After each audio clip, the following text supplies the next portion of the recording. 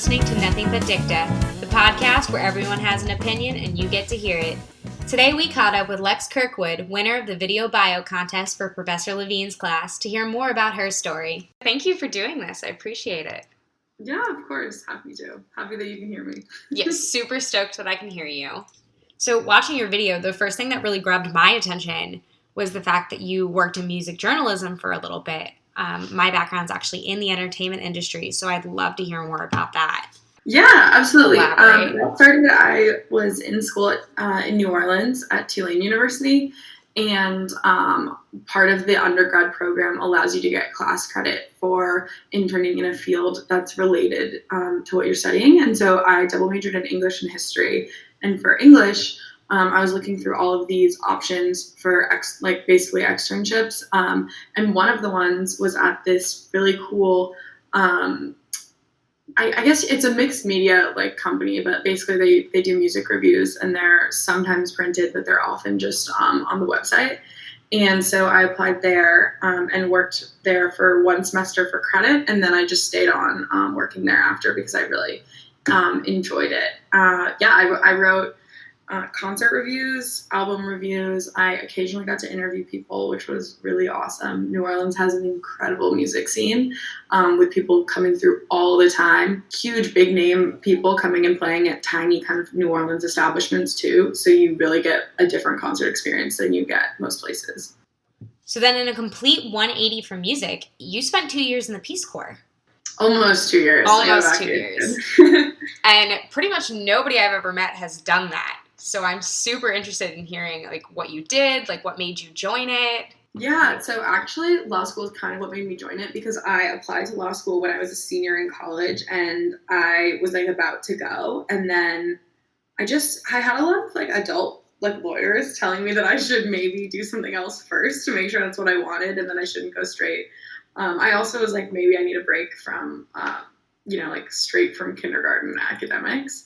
So I was thinking a lot about things that I could do. I didn't want to get some entry-level job and then just quit after a few years when I hadn't even really, climbed any sort of ladder. So I was looking at things that had a finite time commitment and things that would give me an opportunity to live abroad. And the Peace Corps kept popping up, and I didn't really know anything about it, but on the surface, I was like, oh, you live abroad. I like peace, sure.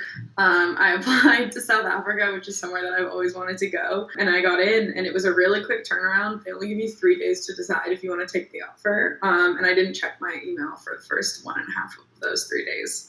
So I found out I was on a ski lift, actually, in December. I was skiing in Tahoe, and I checked my email because we were stuck at the top of the ski lift because someone had fallen off. And I just kind of looked around at the people around me. There were some people I didn't know on the chairlift. And I was like, should I go to law school? Should I join the Peace Corps?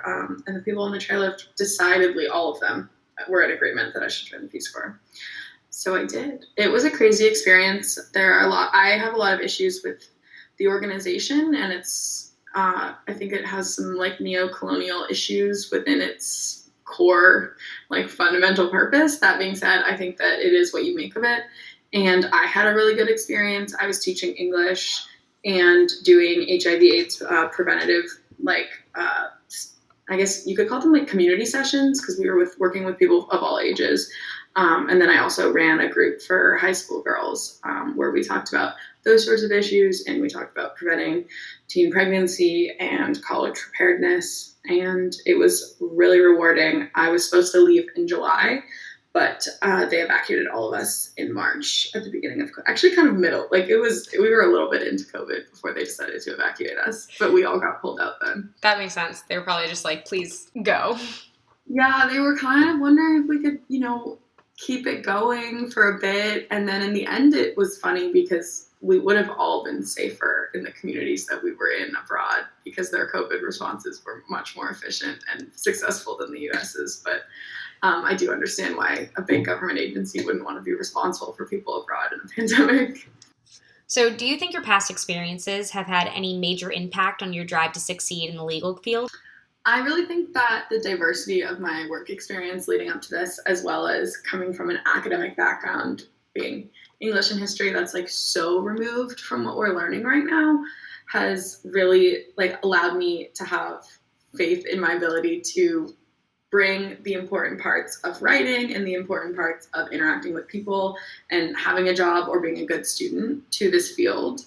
Law covers so many aspects of life that I don't really think you can come to law school like prepared to, completely understand everything and prepared to tackle all of the random tasks that we have to learn how to do.